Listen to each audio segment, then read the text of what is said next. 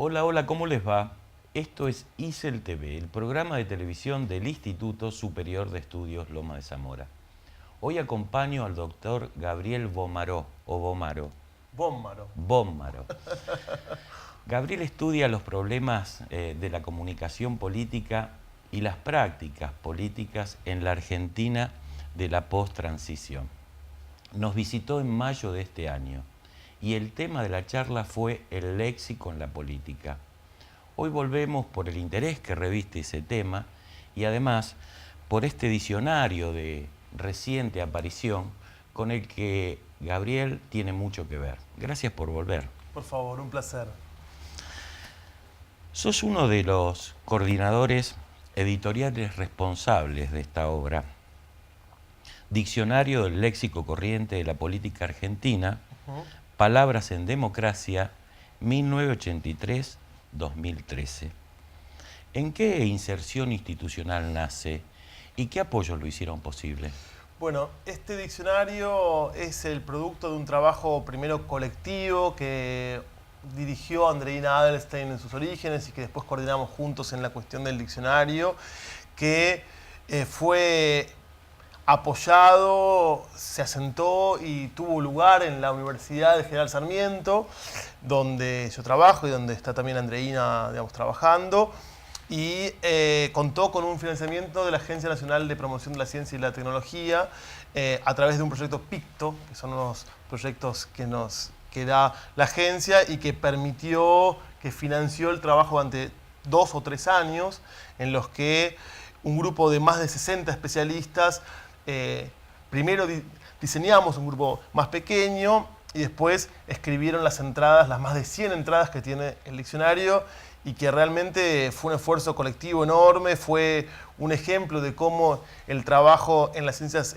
sociales es un trabajo siempre multidisciplinario, que implica muchas perspectivas, muchas posiciones y que permite construir una especie de coro de voces que restituye lo esencial o que recorre lo esencial de el modo en que hablamos en política los argentinos en estos 30 años de democracia. Gabriel, decís que el diccionario tiene más de 100 entradas. Sí. Equipos es una de esas entradas al diccionario. Exactamente. Mariana Genela es una joven socióloga muy talentosa. Correcto. La explicación de esa voz refleja la actividad del grupo de especialistas que participaron en esta realización. Mira, es interesante la pregunta porque en realidad la palabra equipos tiene un juego con el modo en que se usa en la política, y el modo en que se usa en la política hace referencia de alguna manera a la existencia de una pluralidad de personas con capacidades técnicas, porque lo que se pone ahí de relieve es la idea de personas formadas y especializadas en temas diversos que sustentan, digamos, una candidatura a un cargo político o una actividad de gestión determinada en un ministerio, en una presidencia, en una intendencia o en una gobernación. El candidato que tiene equipos parece estar mejor dotado, mejor provisto de capacidades para llevar a cabo la tarea por la que se postula. Entonces hay un juego ahí que puede ser interesante para pensar que nosotros tuvimos un equipo, hubo un equipo atrás muy importante que estuvo trabajando, lo que pasa es que nosotros no nos postulamos a nada todavía.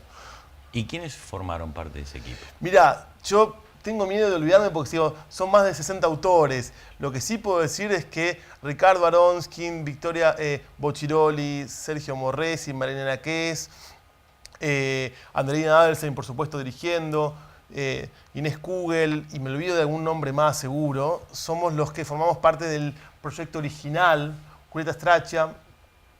Bueno, hay algún nombre más que están al inicio en la portadilla.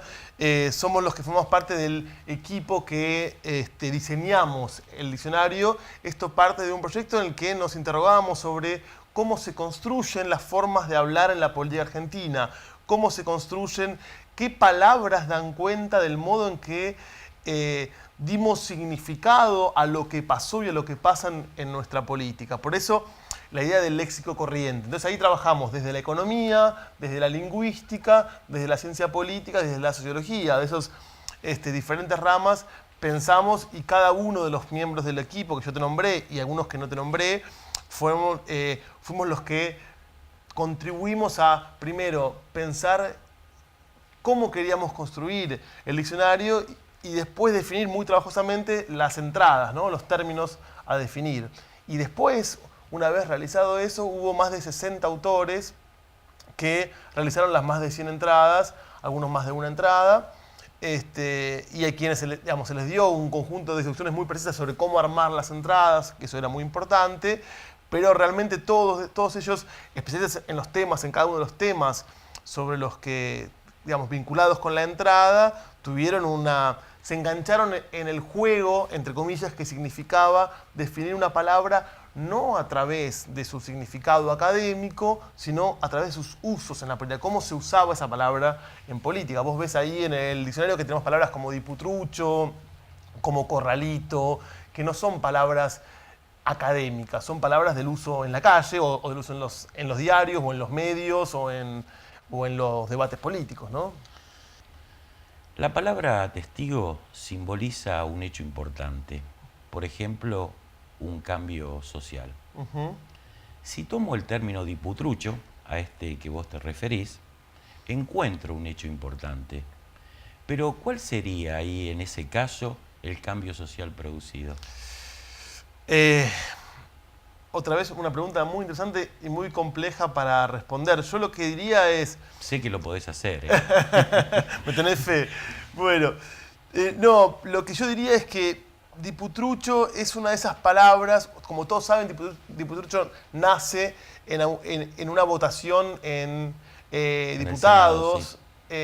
Por la reforma laboral en los últimos años de Menem, donde se sentó una persona para dar presencia, para que hubiera quórum, que no era diputado, ¿no? Entonces esa era la idea del diputrucho, un tipo que se sentó, un empleado de la Cámara, creo que era, que se había sentado en una banca, aunque no le correspondiera sentarse ahí, para dar quórum. Porque el sistema de conteo de las bancas implicaba que cuando uno se sentaba, tomaba como que había una persona, un diputado presente. Entonces la idea, yo creo que la idea del diputrucho tiene dos cuestiones ahí fundamentales que hablan de cambios sociales, cambios en las formas en las que nos relacionamos con la política y en las formas en las que se hace la política. Trampas en política hubo siempre, no es algo nuevo, no es que vivíamos en un país sin ningún tipo de trampa y creo que en ningún país existe eso, y que de repente fuimos un país en el que la trampa se hizo ley. Yo creo que hay dos cosas ahí. La primera es que la idea de lo trucho, ¿no? El diputrucho, alcanza una magnitud en los años 90 como con la idea de que la política era en sí misma algo trucho. Trucho es algo que parece bueno, pero no lo es, no tiene como ese doblez. Algo que se hace pasar por otra cosa diferente de lo que es. Entonces, creo que esa idea en los 90 se institucionaliza muy fuertemente y participan diferentes actores construyendo una imagen de la política como algo trucho, como una actividad de lo trucho, vinculada con lo trucho. Ese evento cristaliza como pocos la situación, la idea de que asistimos a una actividad política y a unos políticos que están más cerca de lo trucho que de lo legal, lo verdadero, lo transparente. Hay un cambio social, no en el sentido en el que uno quisiera pensarlo, pero sí, sin duda, hay un cambio en el modo en que percibimos la política, y también es cierto que la idea de que se instrumentalice de tal forma una institución como el Parlamento para sacar una ley, cueste lo que cueste, es una práctica que impacta fuertemente, digamos, que influye fuertemente en cómo leemos la política, ¿no? Porque se nos está diciendo, bueno, acá no importan los procedimientos, importa simplemente que en este caso una reforma que quieren los mercados salga rápido porque eso va a hacer que haya más trabajo, lo que sea, ¿no?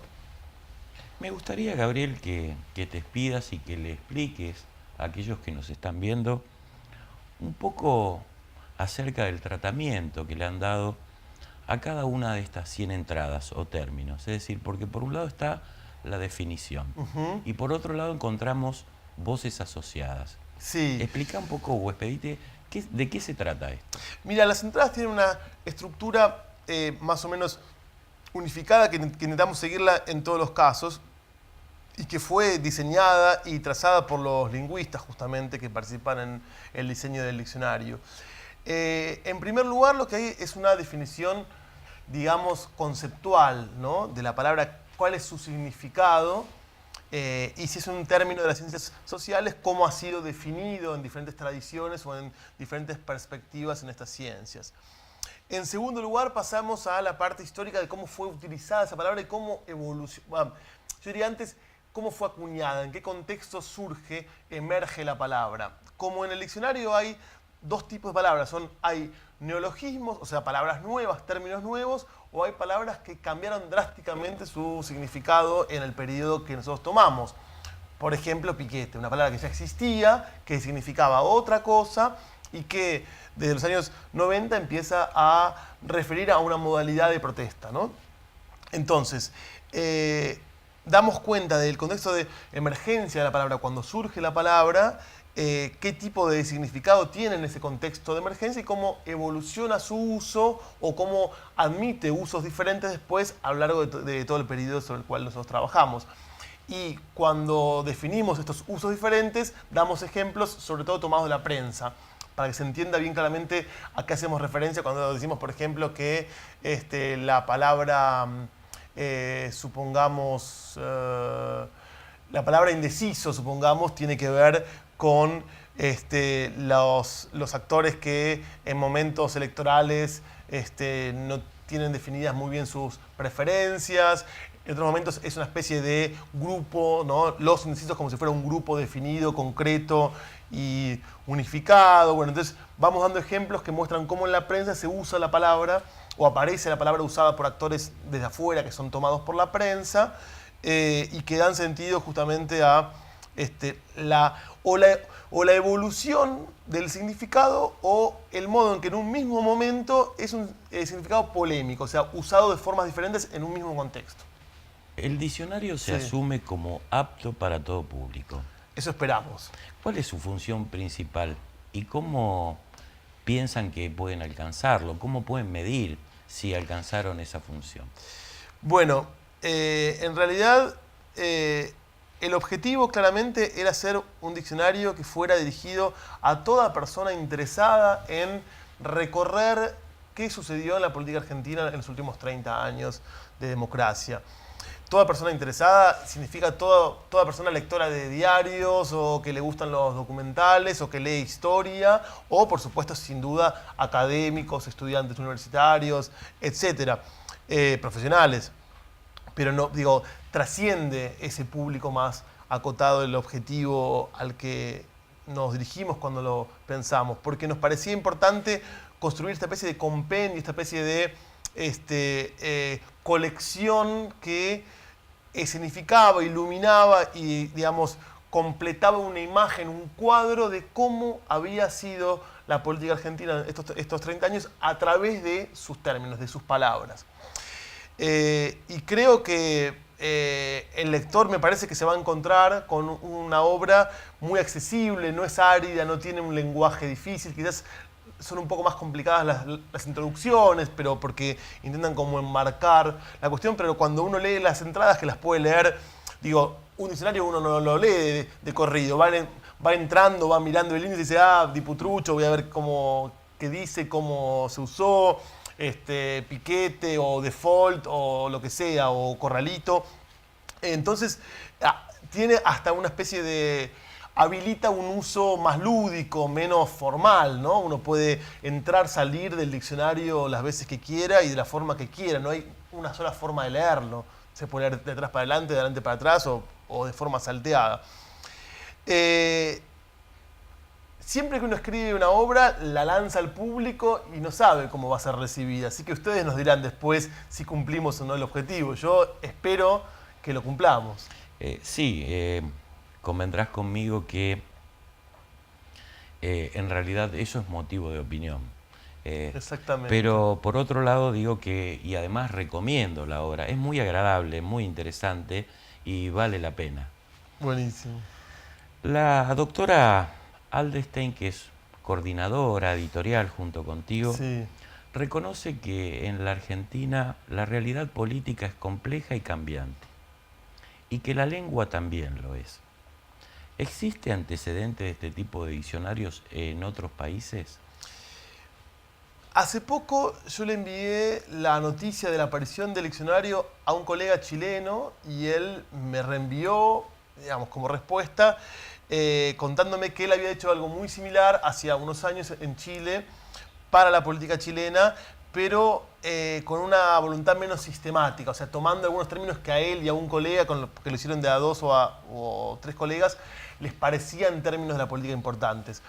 Creo que este diccionario tiene, yo no conozco otro exactamente igual, con esta mezcla de rigor lexicográfico, o sea, la idea de construir un corpus más o menos justificado, tomando un período, tomamos dimensiones diferentes, política, economía, cuestión militar, cuestión social, y buscando términos, trabajando, consultando un montón de especialistas. Fue un trabajo realmente muy, muy largo hasta llegar a los términos que componen el diccionario. Y después la idea de que sea sistemático en sus entradas, pero como decíamos antes, no algo difícil, arduo de leer, complejo, que deje afuera a muchos lectores, sino inclusivo. Yo no conozco exactamente igual. Sé que hay este tipo de experiencias similares. En Francia hay otra, digamos, también similar, pero bueno, digamos, por ahí más asistemáticos, diría yo.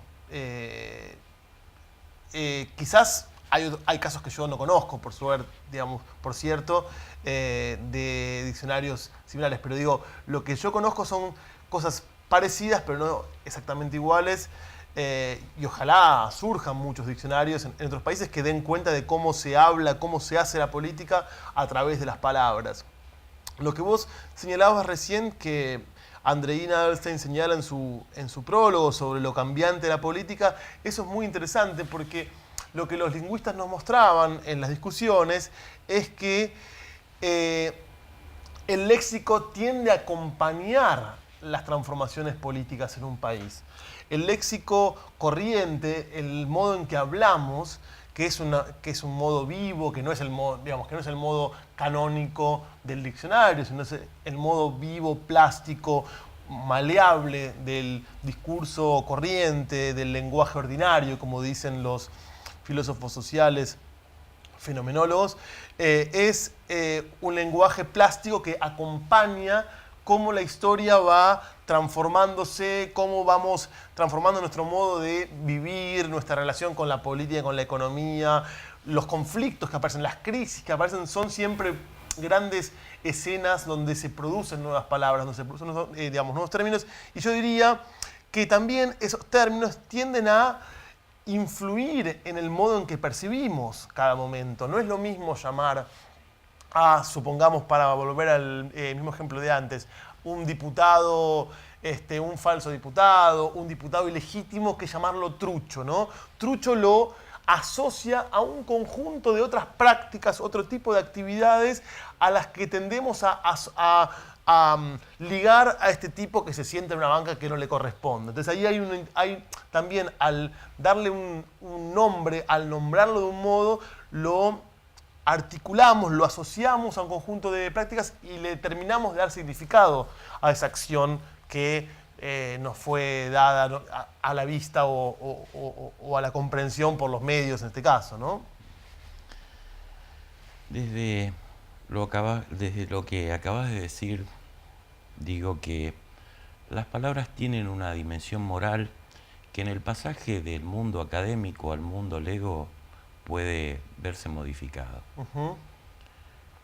¿Qué poderes operan en la producción de significado moral de la lengua y cuán desiguales son esos poderes? Yo diría que la dimensión moral de la lengua es muy importante porque en esto que estábamos justamente diciendo recién, el modo en que tendemos a cargar de una connotación moral vinculada con el bien y el mal, ¿no? Con lo bueno y lo malo, con lo deseable y con lo indeseable, el modo en que tendemos a cargar a las palabras también terminan de completarle el significado. Hay términos que pueden ser usados de modo peyorativo o de modo celebratorio. Sobre todo las palabras vinculadas con identidades políticas o con tipos de prácticas. ¿No? Progre, por ejemplo, está en el diccionario. La idea del progre o el progresista puede ser una forma despectiva. Tal es un progre, como si fuera un tibio, o un moderno, o un snob, o puede ser una forma de decir, no, yo defiendo ideas progresistas, ideas vinculadas con la modernización, con el progreso social. Digo, la palabra habilita y admite diferentes connotaciones morales y sentidos positivos o negativos según quien las emita, quien las diga y en qué contextos, digamos, ¿no? Y por supuesto son objeto de polémica. Ahora... Perdóname. Sí. ¿Según quien las emita o según el contexto? Según las dos cosas. ¿Sí?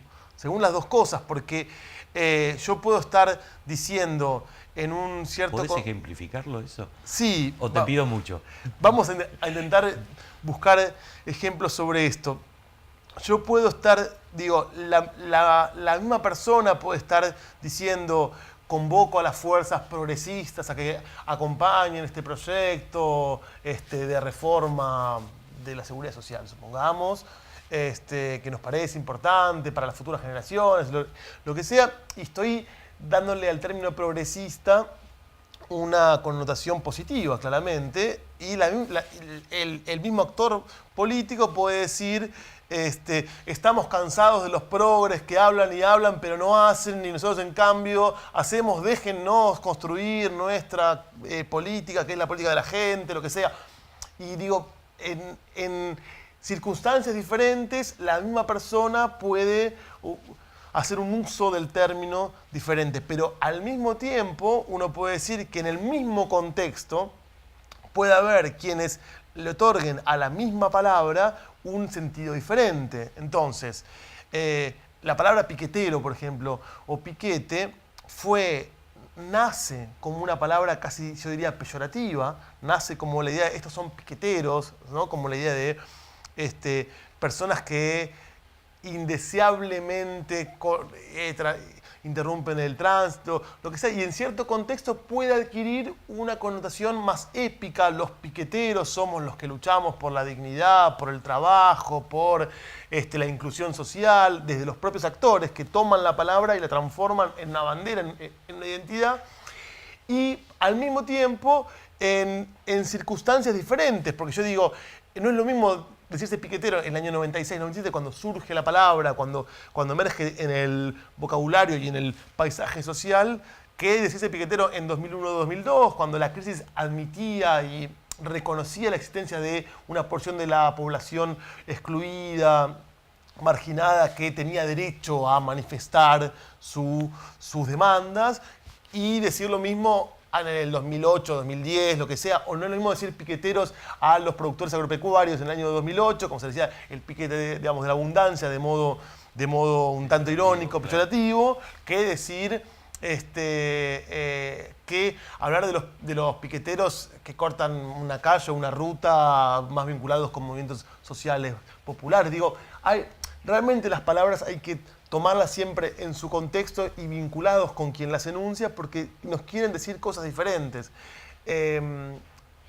Lo interesante del lenguaje justamente es eso, es su plasticidad, la capacidad de admitir significados y connotaciones morales diferentes.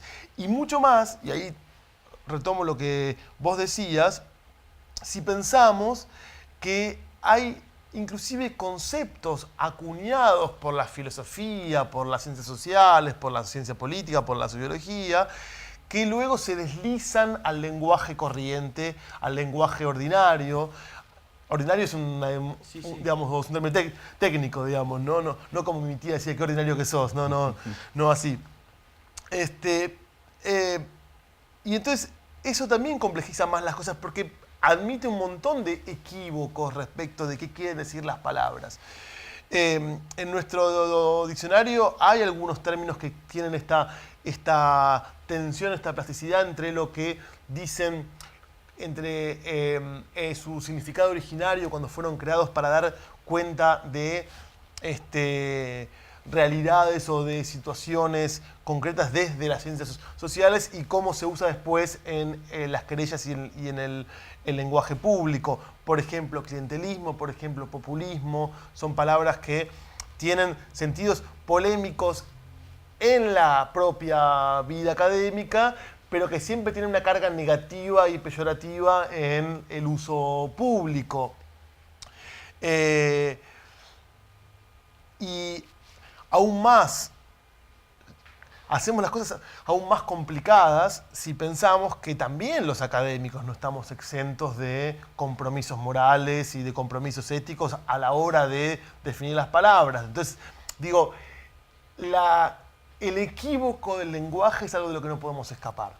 Lo que podemos hacer es ponerlo en escena, mostrarlo, describirlo, analizarlo, desmembrarlo, pero escapar de los equívocos del lenguaje es algo que es constitutivo de las mismas palabras, esta plasticidad, esta forma de querer decir cosas diferentes según el contexto. Y uno de los juegos que habilita nuestro diccionario es justamente a mostrar los equívocos del lenguaje corriente, del léxico corriente. Digo léxico porque cuando digo lenguaje, mis colegas lingüistas se enojan porque no es lenguaje, es un léxico, porque el lenguaje es más sistemático, el léxico, bueno, en fin, hay una definición ahí que yo tampoco conozco del todo bien que, digamos, diferencia una cosa de la otra. Finalmente, me gustaría saber cómo definirías década ganada si pudieras incluirla en este diccionario. Década ganada es un término interesante, una expresión interesante más que un término, porque justamente es un buen ejemplo de estos términos polémicos. En nuestra historia ha habido muchas décadas connotadas, significadas de modo diferente. Está la década infame, en los años 30, del siglo pasado, y está la década perdida, que es la década de los 80, en relación a la cual se habla de década ganada para hablar de los 2000, ¿no? La década perdida de los 80 es la década en la que en todos los países de América Latina hubo crisis con la deuda externa, empobrecimiento, crisis social y económica, en fin, crecimiento más bien decreciente. En relación a esa década perdida de los 80, se habla de década ganada en los años 2000. Por supuesto que quienes hablan de década ganada están intentando dar cuenta de todo lo contrario, digamos, de desendeudamiento, crecimiento económico, social, lo que sea. Yo diría que a mí como analista me encanta trabajar con las palabras, pero no me gusta pensar con consignas. Y la idea de década ganada es una consigna, no deja de ser una consigna. Que como toda consigna tiene su costado verdadero y su costado falso o su costado, digamos, engañoso. Tiene un juego interesante que es la idea de esto, de la década ganada en relación a una década perdida o a un momento perdido del país. Y ahí tiene como una cierta potencia en su uso, pero por supuesto encierra todas las complejidades, las contradicciones y los problemas que tiene nuestro país y que se simplificaría mucho si dijéramos tal década, la de los 2000 en este caso, es una década ganada, porque la historia nunca es una historia de que se gana o se pierde, así como tampoco los 80 fueron una década perdida. La vez pasada hablábamos justamente sobre toda la cantidad de cambios que hubo en los 80 que anticiparon lo que pasó en la década siguiente, y la idea de la década perdida invisibilizaba todo lo que se había transformado. Bueno, uno puede decir que la idea de la década ganada igualmente invisibiliza cosas, pero bueno, así hablamos también los actores en la vida pública, en la vida política, tendemos a simplificar la complejidad de la realidad en eslogans o en frases hechas, que también nos ayuda un poco a discutir, a debatir al tiempo que encorseta un poco los debates, ¿no? que los encierra. Pidiéndole a nuestro director que haga foco en esta obra, una vez más te digo gracias, Gabriel. Un placer, como siempre. A vos también, gracias por acompañarnos. Te espero la próxima semana. Larga y buena vida para todos.